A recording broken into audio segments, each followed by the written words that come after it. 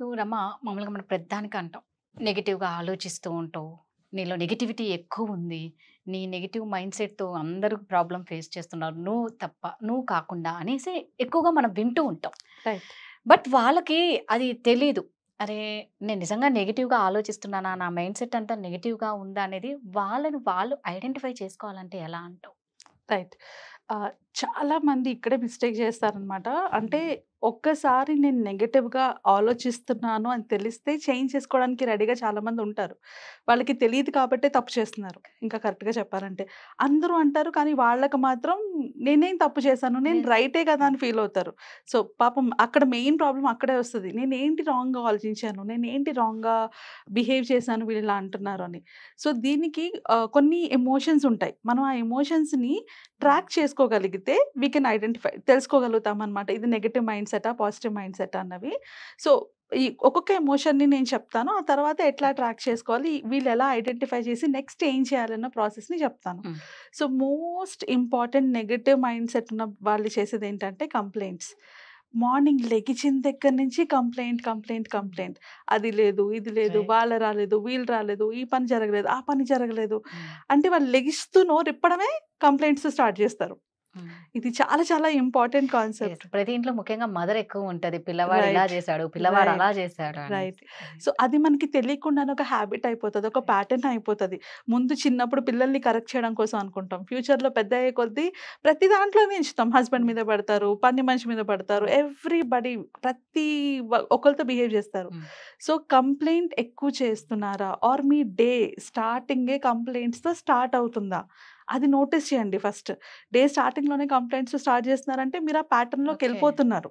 కంప్లీట్‌గా ప్యాటర్న్‌లోకి ఇప్పుడు కాకపోయినా, ఇప్పుడు ఈ మైండ్‌సెట్ లేకపోయినా హ్మ్. ఫ్యూచర్‌లో ఖచ్చితంగా ఎళ్ళిపోతారు. Second thing blaming. ఏం జరిగినా గూడా నా తప్పు గాదు ఆళ్ళదే తప్పు. ప్రతిసారి గూడా అవతల వాళ్ళది తప్పు. నాదే హ్మ్. తప్పు లేదు. యెస్. ఇలా అనేవాళ్ళు చాలా మందుంటారు. ఇప్పుడు నాకు ఉద్యోగం రాలేదనుకో, వాడు సరిగ్గా ఇంటర్వ్యూ చేయలేదు. లేదా ఆ అమ్మాయి బాగా రెడీ అయ్యి హ్మ్. వచ్చింది. ఆ అమ్మాయికి ఇచ్చేసారు. లేదా వాడికి లక్ ఎక్కువుంది. అందుకే కరెక్ట్. వాడికి వర్కౌట్ అయింది. నాకు ఆ లక్ లేదు. ఇలా ప్రతి దాంట్లో కూడా బ్లేమ్ చేస్తారు. కొందరు పేరెంట్స్‌ని బ్లేమ్ చేస్తారు. కొందరు పిల్లల్ని బ్లేమ్ చేస్తారు. కొందరు హస్బెండ్‌ని బ్లేమ్ చేస్తారు. కొందరు వైఫ్‌ని బ్లేమ్ చేస్తారు. సో, నీ లైఫ్‌లో, నీ డేలో బ్లేమింగ్స్ ఎక్కువున్నాయా? ప్రతి దానికి నువ్వు అందరిని బ్లేమ్ చేస్తున్నావంటే you are a negative mindset person. Hmm. అది అర్థం చేసుకోవాలి. Third ego. నేనెందుకు చేయాలి? యెస్. నాకేంటి అవసరం? ఆళ్ళకి అవసరమంటే వాళ్ళు జేస్తారు. హ్మ్. నేనెందుకు జేయాలి? ఈగో అనమాట. ఈగోయిస్టిక్‌గా చాలామంది వాళ్ళకొచ్చే ఆపర్చునిటీస్‌ని పోగొట్టుకుంటారు. వాళ్ళకొచ్చే ఫ్రెండ్స్‌ని దూరం జేసుకుంటారు. నేనెందుకు మాట్లాడాలి? ఆళ్ళు మాట్లాడితే నేను మాట్లాడతా. తెలియకుండానే ఈగోయిస్టిక్ అయిపోతారనమాట. సో, ఈగో ఎక్కువుందా? ఇది హ్మ్. గూడా అర్థం చేసుకోవాలి. దానివల్ల గూడా మనము కంపల్సరీగా నెగెటివ్ మైండ్‌సెట్‌లోకి ఎళ్ళిపోతున్నాం అని అర్థం. ఇంకొకటి జడ్జింగ్.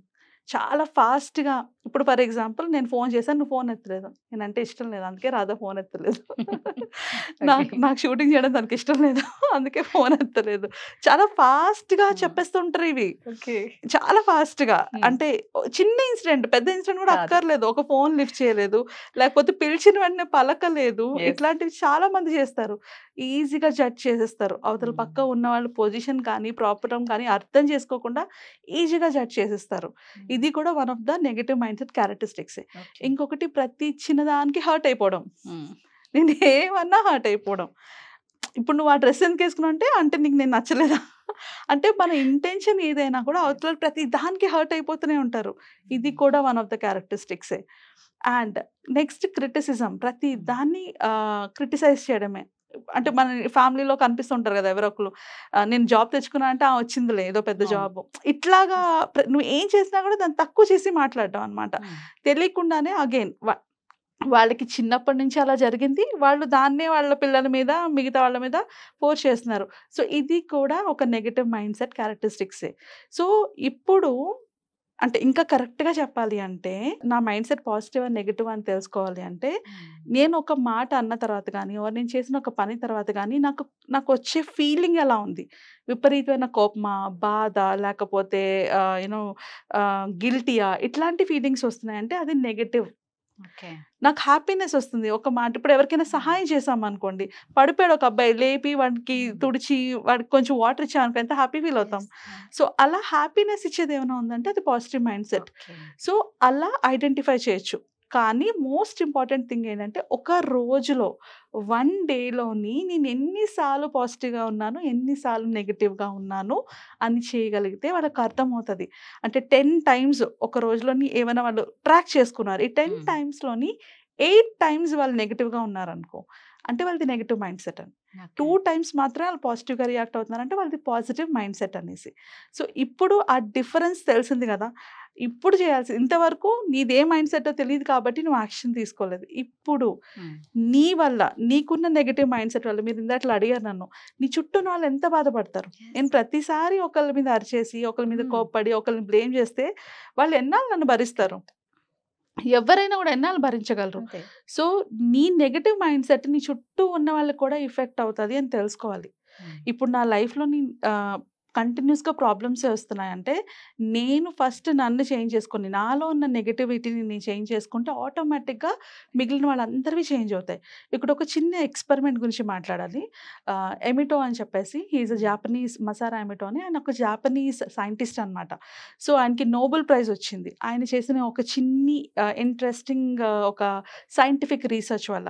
ఆయన ఏం చేశారంటే, ఒక వాటర్‌ని ఒక గ్లాస్‌లో పెట్టి, ఆ గ్లాస్‌కి చుట్టూ పాజిటివ్ వర్డ్స్ రాసి దాన్నుంచారు. ఇంకో పక్కన సేమ్ వాటర్‌ని నెగెటివ్ వర్డ్స్ అన్ని రాసిపెట్టి దాన్నుంచారు.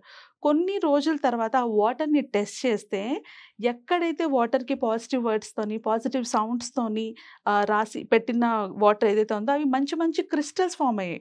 ఓకే. ఏదైతే నెగెటివ్ సౌండ్స్‌తోని, నెగెటివ్ వర్డ్స్‌తోని, నెగెటివ్ ఎన్వైర్న్‌మెంట్‌లో పెట్టారో అవి చాలా బ్యాడ్ డిస్గస్టింగ్ ఫిగర్స్‌లా ఫార్మ్ అయ్యాయన్నమాట. చూడడానికి కూడా బాగోలేనంతగా. సో, దాని అర్థం ఏంటి జరిగిందక్కడ? ఒక వాటర్‌కే నెగెటివ్‌కి, పాజిటివ్‌కి ఒక డిఫరెన్స్ తెలిసి ఆ వాటరే రియాక్ట్ అవుతున్నప్పుడు నీ చుట్టూ ఉన్న మనుషులు ఏమవుతారు? కరెక్ట్. నీ చుట్టూ ఉన్న మనుషులు ఎలా అయిపోతారు? సో, నువ్వు ఒక్కళ్ళవే గాదు. నీ చుట్టూ ఉన్న వాళ్ళు కూడా సఫర్ అవుతున్నారు దీనివల్ల. చాలా చాలా ఇంపార్టెంట్ ఇది అర్థం చేసుకోవడానికి. ఈ పాయింట్‌లోనే వాళ్ళు అనుకుంటారు నేనే ఎందుకు చేంజ్ చేయాలి? వాళ్ళెందుకు చేంజ్ అవ్వకూడదని. కానీ చేంజ్ నాతోనే స్టార్ట్ అయితే వాళ్ళందరూ చేంజ్ అవుతారు. ఇప్పుడు ఎలాగైతే ఆ వాటర్‌ని నెగెటివ్ దాంట్లోంచి పాజిటివ్ దాంట్లో పెట్టగానే అది చేంజ్ అవుతుందా లేదా? ఇదే ఎక్స్‌పెరిమెంట్ చాలా మంది చేశారు విత్ ప్లాంట్స్. ఇంట్లో ఉన్న మొక్కలకి ఓకే. బాగున్న మొక్కని తిడుతూ ఉంటే అది చచ్చిపోయిందంట. అదే చనిపోవడానికి రెడీగా ఉన్న మొక్కని నీకేం గాదు, నువ్వు బాగున్నావు, నువ్వు ధైర్యం అన్నది ఆ మొక్క బతికింది. సో, ప్రతి జీవిలో కూడా ఆ పాజిటివిటీని పెంచగలిగితే చనిపోయే మొక్క కూడా బతికింది. అలాంటిది మన చుట్టూ ఉన్న వాళ్ళు మన ఫ్యామిలీ మెంబర్స్ ఎందుకు చేంజ్ అవ్వరు? సో, ఈ డిఫరెన్స్ అర్థం చేసుకోవాలి. ఈ ప్యాటర్న్ అంటే ఇప్పుడు నెగెటివ్ ఒక్కసారి రాదు. ఎవ్రీడే జరుగుతూ ఉంటది. అదొక ప్యాటర్న్ కింద ఫార్మ్ అయిపోతది నీ లైఫ్‌లో. నీకు తెలియనంతగా నీ లైఫ్‌లో ఇమిడిపోతది. ఆ ప్యాటర్న్‌ని ఐడెంటిఫై చేయాలి. నేను ఏ పాయింట్‌లో ట్రిగ్గర్ అవుతున్నాను? ఏ పాయింట్‌లో నాకు ఇలా కోపం వస్తుంది? ఈగోకెళ్తున్నా, బ్లేమ్ చేస్తున్నానని. ఆ ప్యాటర్న్స్‌ని అర్థం చేసుకొని దాన్ని బ్రేక్ చేయాలన్నమాట.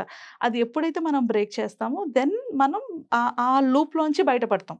ఓకే. సో, ఇదొక పెద్ద ప్రాసెస్. దీన్ని మనం లిమిటింగ్ బిలీఫ్స్ అంటాం. ఇలాంటి ఏవైతే మన లైఫ్‌లో గ్రో అవ్వకుండా, లైఫ్‌లో హ్యాపీగా ఉండకుండా చేస్తున్నాయో ఈ బిలీఫ్స్ అన్నిటిని కూడా లిమిటింగ్ బిలీఫ్స్ అంటారు.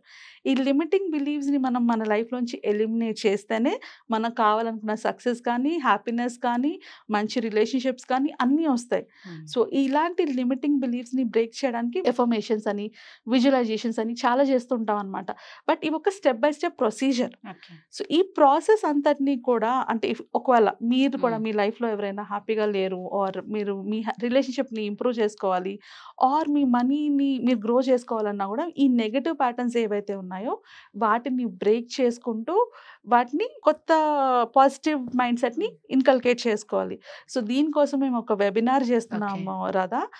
ఈ పర్టిక్యులర్ అంటే ఇంకా ఇన్ డెప్త్‌గా ఇలా ఓకే. వాళ్ళు ఎందుకు బిహేవ్ చేస్తున్నారు? దాని వెనుక రీజన్స్ ఏంటి? దాన్ని ఎలాగా వాళ్ళు ఎలిమినేట్ చేసుకోవాలి? దానికి ఒక రొటీన్స్ ఉంటాయన్నమాట. ఓకే. రొటీన్స్, టూల్స్ అవన్నీ ఉంటాయి. అవన్నీ ఇచ్చి ఇన్ డీటెయిల్డ్‌గా వాళ్ళకి హెల్ప్ చేస్తాము. సో దట్ వాళ్ళ లైఫ్‌లోని ఎవ్వరైనా గూడా ఇంతవరకు నేను నెగెటివ్‌గా ఉండడం అన్నది నాకు తెలీదు కాబట్టి జరిగింది. నాకు తెలిసాక కూడా జరిగింది అంటే నేను చేంజ్ చేసుకోవట్లేదని. సో, నీకు తెలిసాక నువ్వు చేంజ్ చేసుకోవాలంటే హెల్ప్ చేయడానికి మేము రెడీగా ఉన్నాం. సూపర్. సో, ఆ పాయింట్‌లో they can come to us. So, ఈ వెబినార్ క్లాసెస్ ఎప్పటి నుంచి స్టార్ట్ అవుతాయి? ఆగస్ట్‌లో స్టార్ట్ అవుతున్నాయి. 21, 22, 23. ఓకే. ఈ 3 డేస్. 3 డేస్ ఉంటుంది. ఈ 3 డేస్‌లోని వాళ్ళకి ఈ ప్రాసెస్ అన్నీ ఎక్స్‌ప్లెయిన్ చేసి, హెల్ప్ చేసి, ఆ ఓకే. తర్వాత వాళ్ళకి 21 డేస్ ఛాలెంజ్ గానీ, 11 డేస్ ఛాలెంజ్ గానీ, బేస్డ్ ఆన్ వచ్చిన రెస్పాన్స్ బట్టి మేము నెక్స్ట్ ఛాలెంజెస్ ఇచ్చి, ఓకే. వాళ్ళని అంటే వాళ్ళు ఎట్లాగా లైఫ్‌లోని ఇన్కల్కేట్ చేసుకోవాలని మేము హెల్ప్ చేస్తాం అనమాట. సూపర్. సో, ఆగస్ట్ 21, 22 అండ్ 23 వీళ్ళు వెబినార్ క్లాసెస్ ఇస్తారండి. సో, ఎవరైనా సరే ఇంట్రెస్ట్ ఉన్న వాళ్ళు ఖచ్చితంగా ఈ క్లాసెస్‌లో జాయిన్ అవ్వచ్చు. మీకు ఎటువంటి డౌట్స్ ఉన్నా కూడా కింద స్క్రోల్ అవుతున్న నెంబర్‌కి కాంటాక్ట్ చేయండి. బోలెడన్ని డౌట్స్ క్లియర్ చేసుకోండి. Thank you. Thank you.